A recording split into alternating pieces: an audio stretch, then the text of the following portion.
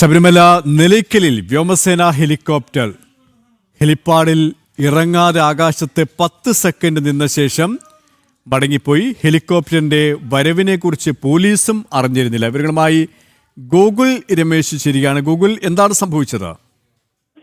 K P അല്പസമയം മുമ്പാണ് ഈ രീതിയിൽ നിലയ്ക്കലിലുള്ള എയർബേസിലേക്ക് ഒരു ഹെലികോപ്റ്റർ എത്തുന്നത്. അത് പരിശോധിച്ചപ്പോൾ അത് ഇന്ത്യൻ എയർഫോഴ്സിന്റെ ഹെലികോപ്റ്റർ ആണ് എന്നുള്ളതാണ് മനസ്സിലാക്കുവാനായിട്ട് സാധിച്ചത്. ഹെലികോപ്റ്റർ നിലയ്ക്കലെ ഹെലിപ്പാഡിലേക്ക് താഴ്ന്നു. അവിടെ പക്ഷേ നിലത്തത് ടച്ച് ചെയ്തില്ല, മുട്ടിയില്ല. തൊട്ടു മുമ്പ് ഇത്തരത്തിലൊരു 10 സെക്കൻഡ് നിന്നതിന് ശേഷം വീണ്ടും പറന്നു മാറുകയായിരുന്നു ചെയ്യുകയുണ്ടായത്. ഇതുമായി എന്തിനാണ് ആ ഹെലികോപ്റ്റർ അവിടേക്ക് എത്തിയത് എന്നുള്ള കാര്യത്തിൽ ഒരു വ്യക്തത ഇനിയും വന്നിട്ടില്ല. പോലീസിനോട് ചോദിച്ചപ്പോൾ പോലീസിന് ഇക്കാര്യത്തിൽ കൃത്യമായിട്ട് അറിവില്ല എന്നുള്ളതാണ്, അവർക്ക് വിവരം ലഭിച്ചിരുന്നില്ല എന്നുള്ളതാണ് പോലീസ് ഔദ്യോഗികമായിട്ട് അറിയിച്ചിരിക്കുന്നത്.